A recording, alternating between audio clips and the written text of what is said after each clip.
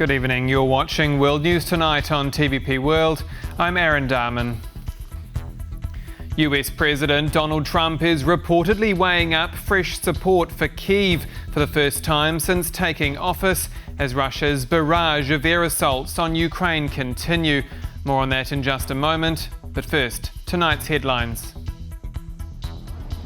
Brussels takes a diplomatic tone in the face of Washington's tariff thunder. Migrant smugglers are detained on the Polish-Lithuanian border.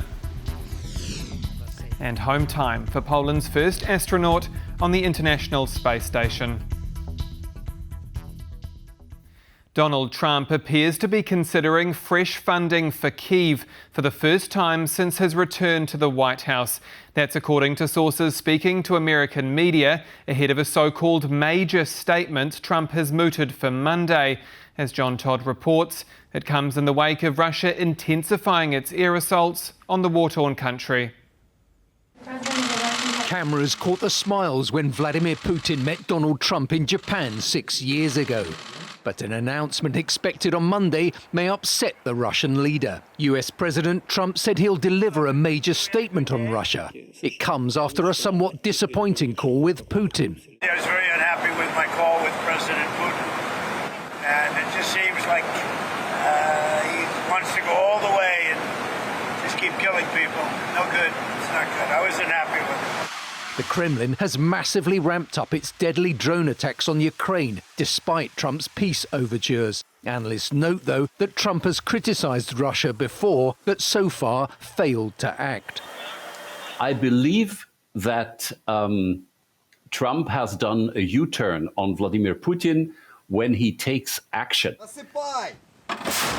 Trump on Monday ordered the resumption of arms shipments to Ukraine from this week after they were paused at the start of the month. CBS News reported late on Saturday that Trump is now considering fresh funding for Ukraine for the first time since taking office in January. US officials told CBS News that President Trump has $3.85 billion left over from a drawdown authority issued by his predecessor, which could be used to fund new weapons supplies. Some analysts say Trump may finally have shifted on Russia because his pleas for peace were not being heard. They thought in Kremlin that perhaps the situation will be as it is, so no compromises at all should be made because Trump is more or less on their side, so they decided to push for their maximum goals. And this perhaps was a mistake. Ukrainian President Volodymyr Zelensky met Trump's special envoy, Keith Kellogg, at a conference in Rome dedicated to rebuilding the war-torn country. Zelensky called for tougher sanctions on Russia to force Putin to the negotiating table. The perceived change in tone from the White House has seen a blistering bipartisan sanctions package from Senators Lindsey Graham and Richard Blumenthal gather steam in Washington. Kellogg is scheduled to return to Kyiv for the forthcoming week. Analysts warn, though, that even if US lawmakers back a tough sanctions bill, it can still be watered down by Trump. Even if it passes, that he can soften it in due course. We're on tenterhooks. We want to see. It's good that Kellogg is coming, but essentially, what will be the message from Big Daddy upstairs? Whether Trump's Monday announcement will wipe the smile off Putin's face remains to be seen. John Todd for TVP World. And joining me now to discuss Moscow's latest drone and missile attack is our correspondent in Kyiv, Oz Chatterjee. Good evening, Oz. So what more can you tell us? 8 people dead, 21 injured in attacks on Ukraine over the last 24 hours. President Zelensky released one of his daily addresses on Sunday, saying that over the last 7 days, Russia has launched 1,800 drones, 1,200 glide bombs, and 83 missiles of various types onto the territory of Ukraine, causing a huge amount of damage and destruction and disrupting the lives of people, as well as injuring and maiming and killing civilians across Ukraine, from the east to the west, from the north to the south, really widespread aerial bombardment over the last 7 days. It's this kind of bombardment that has triggered somewhat of a change in the tone from Washington, at least, with Keith Kellogg, as you said, meeting in Rome, due to come to Kyiv on Monday for a week-long trip to Ukraine. So the Ukrainians will be really hoping to hammer home that message that they need that further support from the Americans and from all of their allies. And on the topic of allies, Kim Jong-un, speaking to the Russian Foreign Minister Sergei Lavrov, recommitted his unconditional support for Russia's war in Ukraine. Kirilo Budanov, the spy chief of Ukraine, recently said in a Bloomberg interview 2 days ago that Russia receives about 40% of its ammunition from North Korea. So North Korea playing a substantial role as one of Russia's major allies, with news coming in from the South Korean intelligence agency released, sources released to South Korean press saying that North Korea supplied Russia with 12 million 152 millimeter artillery shells. So a huge amount of ammunition heading from Pyongyang to Moscow in order for Russia to use here on the battlefield in Ukraine. And what Ukraine will be hoping for this week, a big week diplomatically for them, is that they can get the Americans to commit at least as much support as the North Koreans have been providing to Russia. Back to you, Aaron. That's Oz Chatterjee, our correspondent in Kyiv. Thank you. EU officials have been forced to go back to the drawing board after Washington unveiled a surprise 30% tariff on the bloc's goods from next month. At the same time, European Commission President Ursula von der Leyen says any countermeasures are on hold while negotiations take place. Konrad Gorlinski explains. It's back on. Just as we thought there'd be a new trade deal between the U.S. and Europe, U.S. President Donald Trump posted the following letter on Saturday. In his signature fashion, Trump invited Europe to, quote, participate in the #1 economy of the world, but with a 30% tariff. Reactions from Europe came instantaneously. During a meeting on Sunday in Brussels, European Commission President Ursula von der Leyen underlined that Europe would like to continue negotiations, but is prepared to take countermeasures. We will therefore also extend the suspension of our countermeasures till early August. And at the same time, we will continue to prepare further countermeasures so we are fully prepared. So what kind of concessions could Europe make to the U.S.? What are these so-called trade barriers that Donald Trump speaks of? In his most recent blog post, Nobel Prize-winning economist Paul Krugman writes that U.S. products already have almost free access to Europe's market. The EU can't make trade concessions because there's nothing to concede. He therefore advises the EU to, quote, go ahead and retaliate. Trump says he'll raise his tariff even higher if it does, but how much more damage can he do? And remember, U.S. consumers will eventually pay Trump's tariffs. This view was mirrored among German economists on Sunday. I would very much recommend to take a hard stance because, in my view, and this is also confirmed by economic models, the United States might even suffer more than the European Union. Now, there are a number of things the EU could do to try to appease Trump, including purchasing soybeans and LNG from the U.S. and, of course, purchasing more American military equipment as the continent rearms. If this doesn't work, there is one countermeasure that would certainly cause the U.S. some serious damage. The ultimate option would be to impose tariffs on digital services coming out of the U.S., but Europe knows if they were to start this ultimate policy tool, then they're really in the midst of a fully fledged trade war, something I don't think that the European Union is willing to engage in. So there are certainly a lot of reactions coming from government and media regarding these new tariff threats. But how are the markets reacting? Well, it looks like they've been largely unresponsive.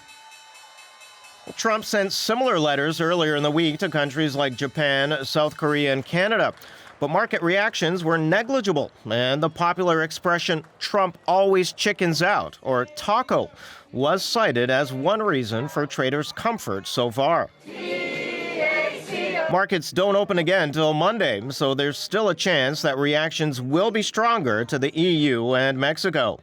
Well, we saw that last week when we had the first letter day that markets hardly reacted at all. But I think now with the 30% threat for the European Union and the 30% threat for Mexico, markets will react with volatility, probably with some correction, and again, new uncertainty. Although Donald Trump has chickened out before, Europe remains cautious but hopeful.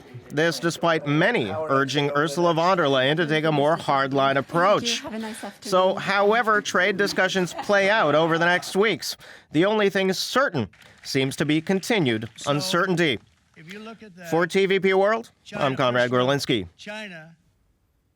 Human smugglers have been caught by Poland's newly installed checks at the Lithuanian border. Warsaw reintroduced the temporary stops with Germany and Lithuania earlier this week in response to what Prime Minister Donald Tusk has called an uncontrolled flow of migrants. Sonia Agata-Biszczan reports. A woman was detained in the northeastern Polish city of Ełk on Sunday. The reason? Illegally crossing the Polish-Lithuanian border with 2 Syrian nationals. The woman is said to be a stateless Latvian with Lithuanian residence. The border guard noted that the illegal crossing will have consequences. The woman will face charges for organizing illegal border crossings. The migrants will be handed over to the Lithuanian side. On the same day, the border guards detained 3 Latvians in Kryvyane, a location designated for temporary controls on the Polish-Lithuanian border. The individuals were transporting 3 Somalis and a Sudanese person across the border. Saying, quote, "more human smugglers detained," Jacek Dobrzyński, spokesman for the Polish Minister of Internal Affairs and Administration, listed the repercussions. The Latvians will hear charges for organizing illegal border crossings. The foreigners will be refused entry and will be handed over to the Lithuanian services. There is no doubt that they were heading further west along the route from Belarus through Latvia and Lithuania. The developments follow the Polish government's reintroduction of temporary border controls on Poland's frontiers with Germany and Lithuania. According to the Polish Prime Minister Donald Tusk, the decision was rooted in security considerations. We've been struggling with organized illegal migration. And when I say organized, I mean it's been orchestrated. Let's call it what it is, by the Lukashenko regime with support from the Putin administration. And the consequences have been very serious. The tightened border control measures, which will last for a period of 30 days, are coordinated with the European Union. Reintroducing temporary internal border controls is possible. We are in close contact with the Polish authorities and with the authorities of all member states concerned. And it is important, and let me add that neighboring countries with temporary border controls coordinate closely with each other to limit the impact of these border controls to a minimum.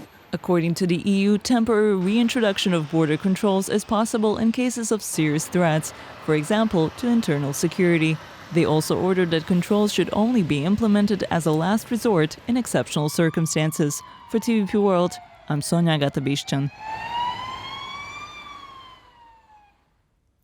And just like that, it's time to come home for the first Polish and Hungarian astronauts to set foot on the International Space Station.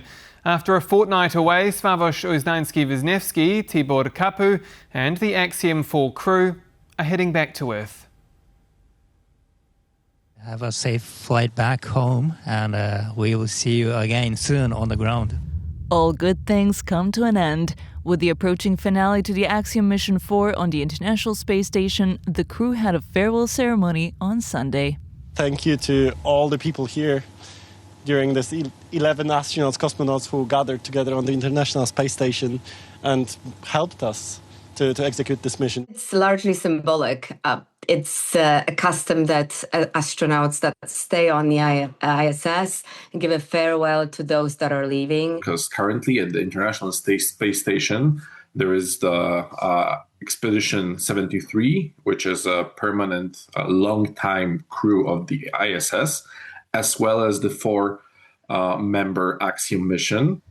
Aside from the Polish astronaut and mission specialist Sławomir Uznański-Wiśniewski, the Axiom Mission 4 crew includes Hungarian mission specialist Tibor Kapu, the U.S. mission commander Peggy Whitson, and Indian pilot Shubhanshu Shukla.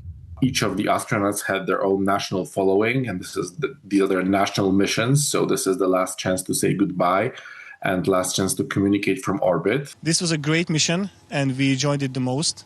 I think the outcome and the impact of this mission will be much, much greater than the scientific results that we will achieve. So now we will return home and we will spread the word in our countries that these things are within our reach. These things are possible even for smaller countries like ours.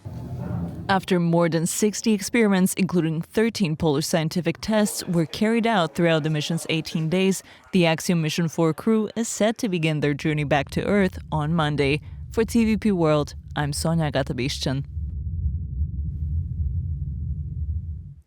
Poland is increasingly becoming a hotbed for foreign students, with more Americans arriving from across the Atlantic to seek work and study opportunities. Alex Sumlinski has more. The number of foreign students at Polish universities has been steadily increasing since 2005. Surpassing 100,000 in 2023 and exceeding 107,000 in the next academic year. The country is also actively involved in international collaborations and exchange programs, which attract both students and academic scholars. Just this year, I was the head of several hiring committees. And in all of these procedures, we had applications both from British people and from Americans. There are different fellowships like the Fulbright program, which provide grants to students and scholars to study, teach, or conduct research in different countries. A scholar who decided to spend time in Poland and teach Polish students during the spring 2025 term is American poet and professor of English Kelly Ritter. Speaking to TVP World, Professor Ritter talked about how her stay in Poland influenced her creative and cultural outlook, and why she's now planning to bring her students to Poland. Coming here and interacting will be life-changing for them.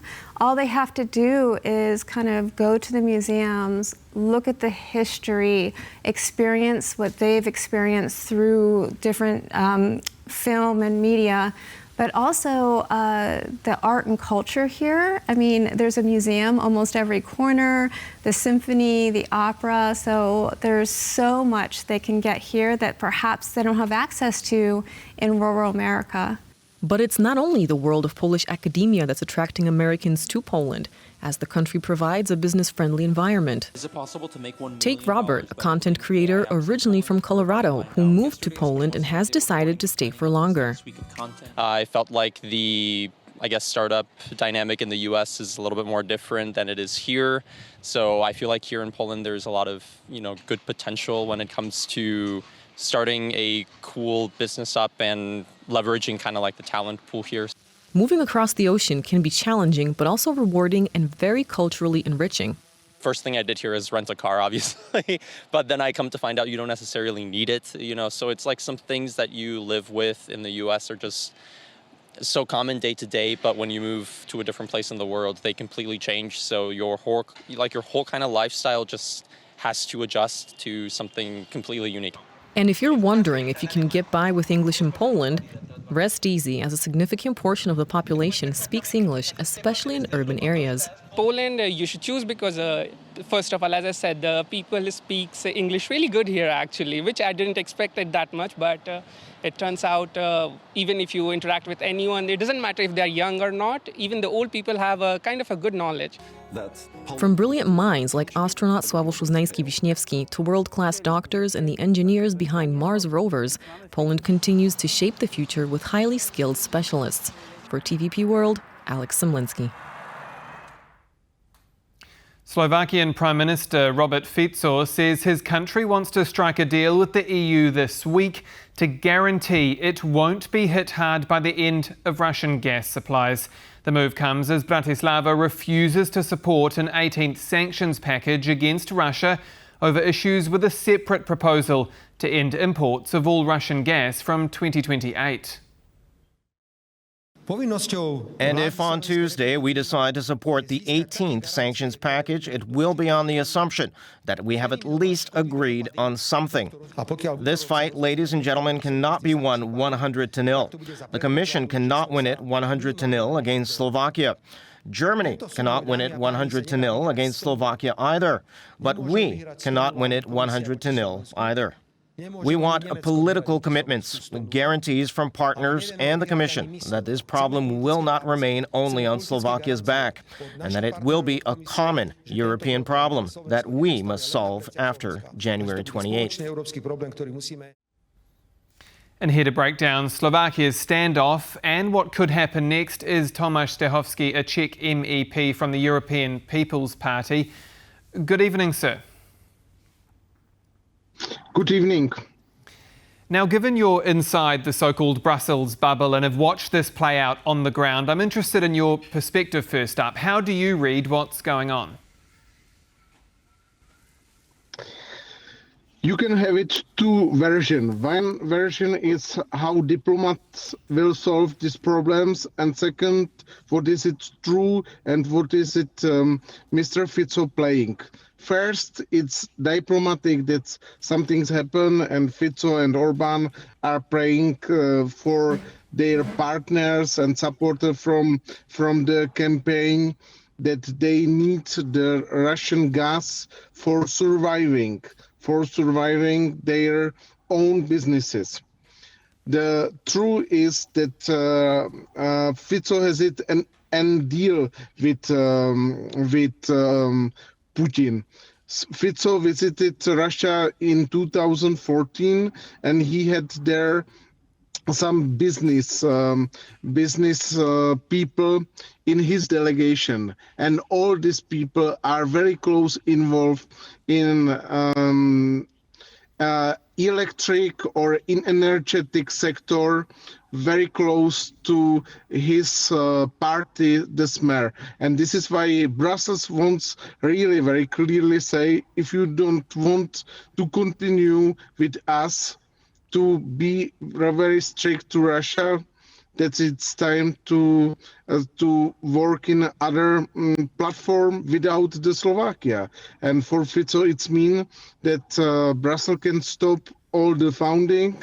Brussels can make many steps against the Slovakia and will not count with Slovakia as a partner. Because if Fico wants to deal, he has something to offer to the Brussels, because now is the package number 18. It will come the package number 19, and it will come package number 20.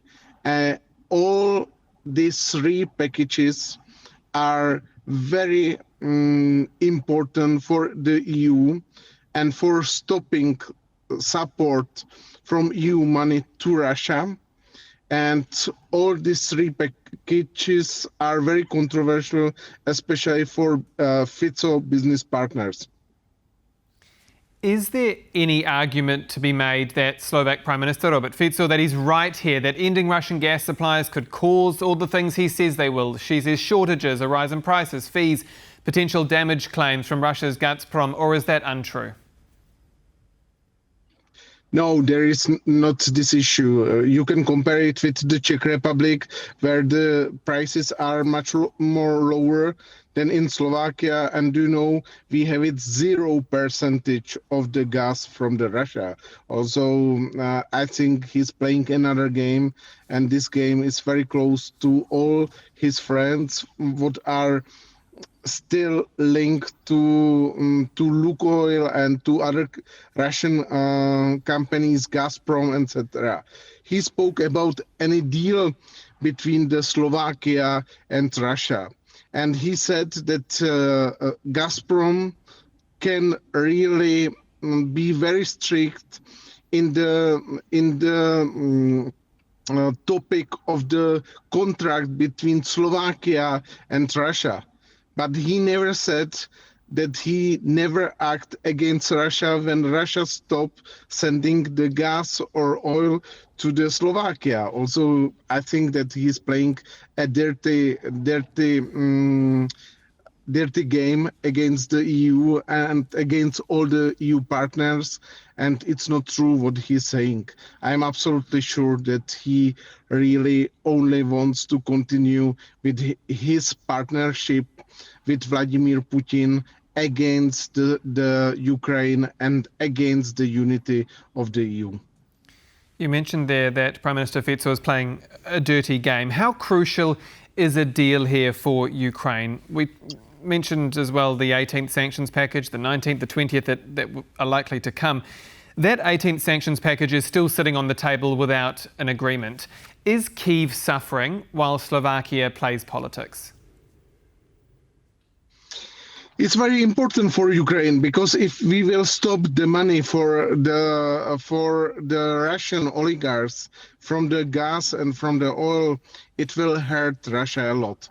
And Russia has it now many economic problems, and they need to survive next 10 months through the gas and oil production. And if we will stop it, European Union is predictable partner who pay everything what Russia is sending to us.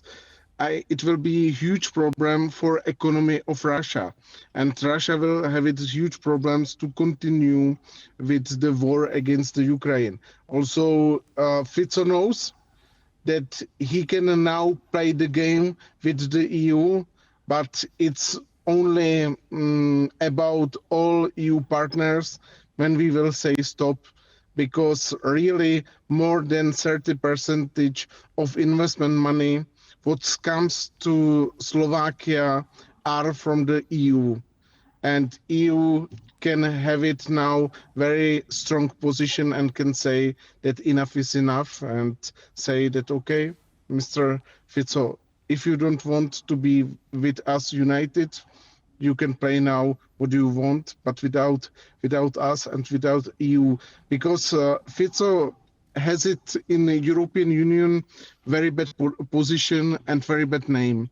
And what is now starting to play, I think that it's too much to Robert Fico and his government. I think that it's not something what will stop us with all prepared the sanction packages, and Robert Fico will follow down from his historical throne, because I think that it will not help him to make the stronger position in the EU. And Mr. Fico has talked about this Tuesday target for this gas deal, although he also says Slovakia needs to, quote, win something in this fight. Do you expect a resolution in the coming days, a resolution by Tuesday? No, I'm sure that to the Tuesday nothing changed. I think that there can be some negotiation about the things, what we can do for Slovakia, but I'm absolutely sure that Slovakia will not really have it something special. Also, many deals what we are doing, especially with Hungary, because Hungary is also the troublemaker, and the business with oil and gas is very close linked to the Hungarian Prime Minister Orbán. It's now dealing with many premises and many, I have to say, general permission how to support the Hungary economy. But in Slovakia case, there is a lot of problems what we are now investigating.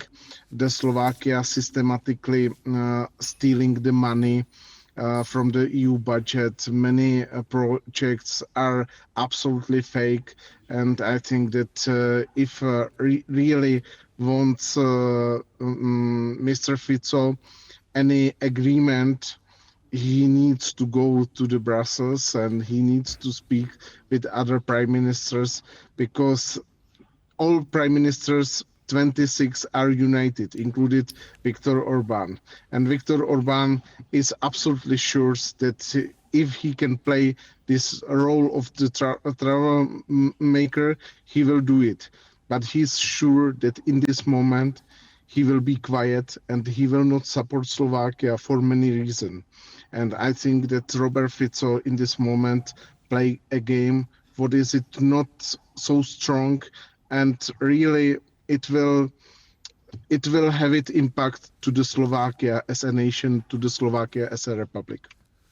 Tomasz Dehovski from the European People's Party, thank you again for your time. It's my pleasure. Have a nice evening.